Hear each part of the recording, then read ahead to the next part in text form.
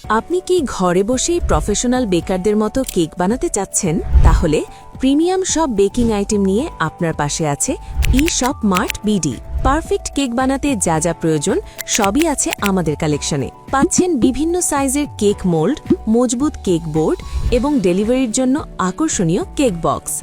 কেকের স্বাদ ও কালার ঠিক রাখতে আমাদের কাছে আছে high quality food colour, emulsion এবং অরিজিনাল মালয়েশিয়ান কোকো পাউডার।